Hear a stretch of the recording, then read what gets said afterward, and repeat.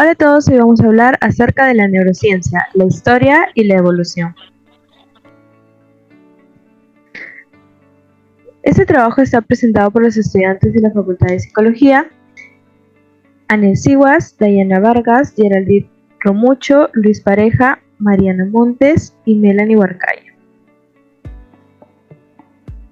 Primero tenemos que saber qué es la neurociencia. Pues bien, la neurociencia es el estudio del sistema nervioso, su estructura y del cerebro, así como el impacto que tiene en las funciones cognitivas y en el comportamiento humano. El sistema nervioso está compuesto por el cerebro, la médula espinal y las redes de células nerviosas sensitivas o motoras, llamadas neuronas. Los neurocientíficos estudian el sistema nervioso en muchos niveles diferentes. Examinan las moléculas, las células nerviosas, las redes neuronales y la estructura del cerebro, de una forma individual y en conjunto, así como estos componentes interactúan para realizar diferentes actividades. Estos científicos estudian cómo se desarrolla y funciona un sistema nervioso típico, como así también los trastornos y las enfermedades que causan problemas al crecimiento o funcionamiento del sistema nervioso. Las ramas de la neurociencia. Tenemos en primer lugar a la neurología. Esta disciplina estudia el comportamiento del ser humano y los trastornos que representa para afectar el sistema nervioso e impactan en la motricidad, el habla y patologías como el Alzheimer, esquizofrenia, entre otros. La neurolingüística es la rama de la neurociencia que aborda los trastornos que afectan la capacidad del habla y la escritura del ser humano. Desarrollan estrategias adecuadas para controlar y mejorar estos padecimientos. En la neuropsicología se da el estudio que sustenta en el comportamiento humano atendiendo los cuadros relacionados con la ira, la depresión y algunas patologías que impiden el desarrollo sano psicológico del ser humano.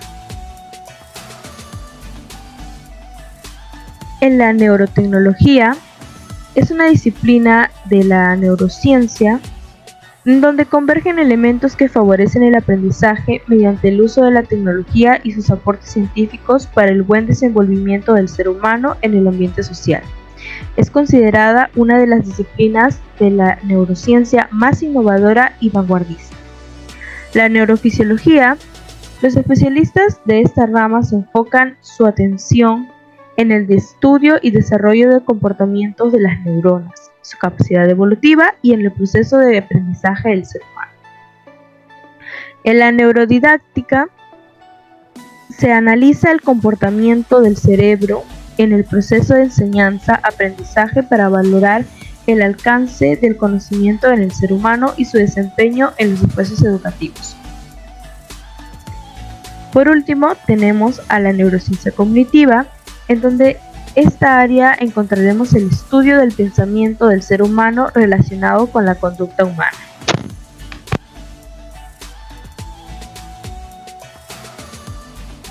Historia y evolución de la neurociencia. Comenzó con los griegos, desde Alcmeón de Crotona, que postuló que el cerebro asienta el pensamiento y las sensaciones.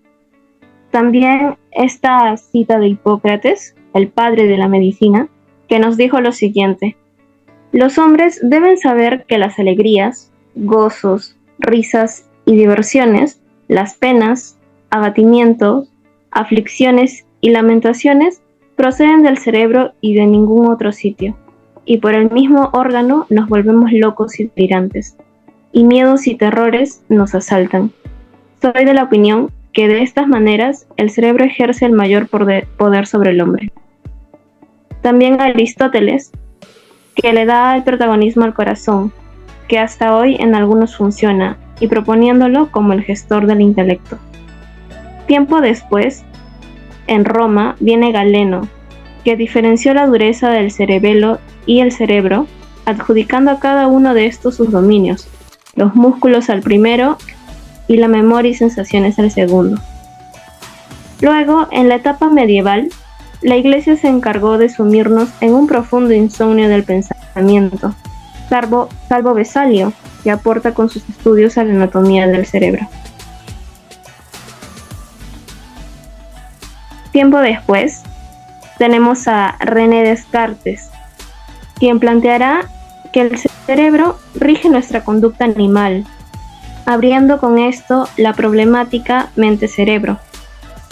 Tras esto, la sustancia gris y blanca empieza a generar nuevas ideas. Una lesión en el cerebro produce alteraciones corporales, de pensamiento, entre otras cosas. Y esto a diferenciar la parte dañada con determinada función. En la modernidad, Du Bois-Reymond electrifica el cerebro que le dará, según la intensidad, información sensorial o motora.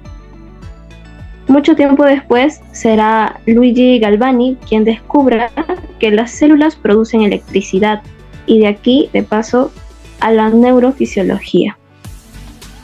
Después de muchos estudios, aparece Broca a identificar el centro del habla, a lo que hoy es conocido como el área de Broca.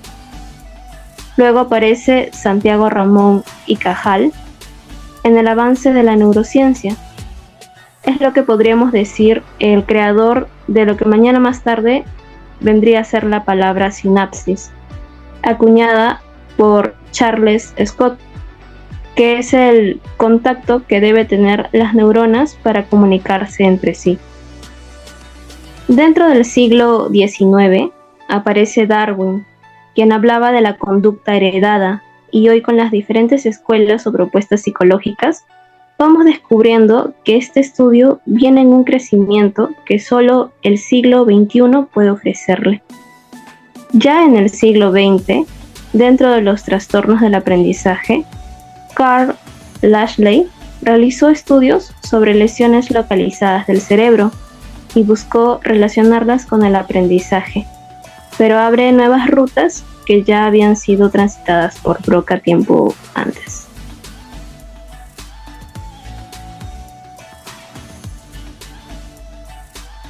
Aplicaciones actuales.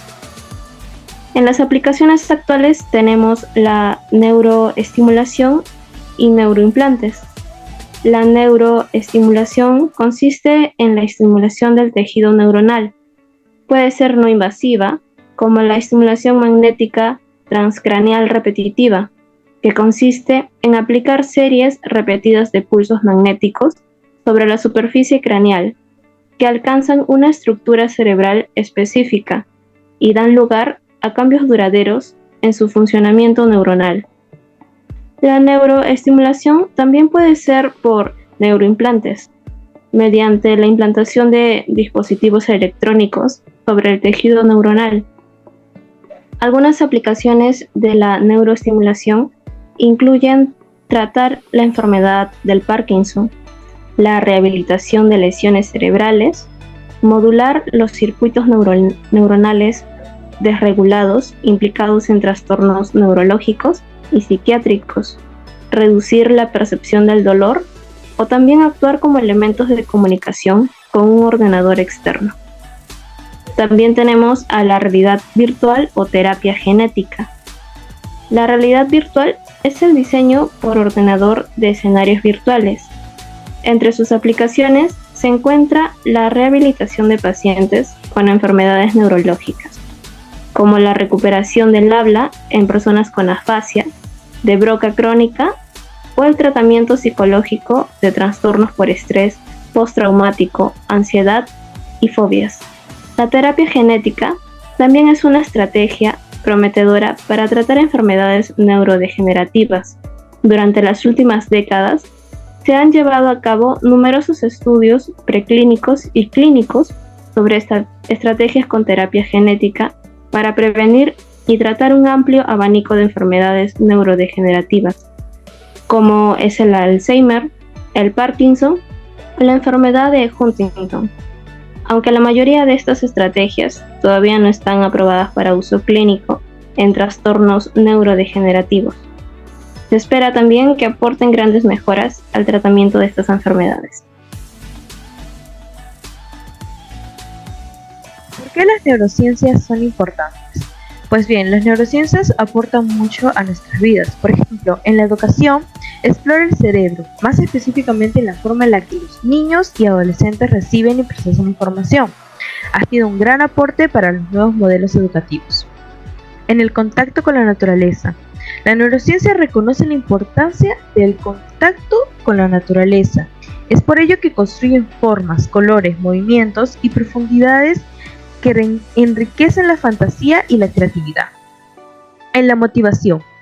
Los patrones e impulsos que podemos identificar en nuestro comportamiento, mientras que la neurociencia nos da pistas sobre los orígenes de la motivación. En las emociones, las neurociencias han estudiado que las emociones son fundamentales para adquirir un conocimiento sostenido. En los trastornos de ansiedad, ayuda mediante diversos ejercicios de neurolingüística a cambiar hábitos nocivos de pensamiento e intercambiarlos por formas positivas de ver y actuar, conforme a lo que se desea. Muchas personas padecen de trastornos de sueño, de ansiedad, de angustia, estrés, que muchas veces dejan a las personas con poco tiempo para la relajación de la mente, y el exceso de responsabilidades y de tareas afectan a nuestra salud mental. Es por ello que las neurociencias son tan importantes. Muchas gracias por ver.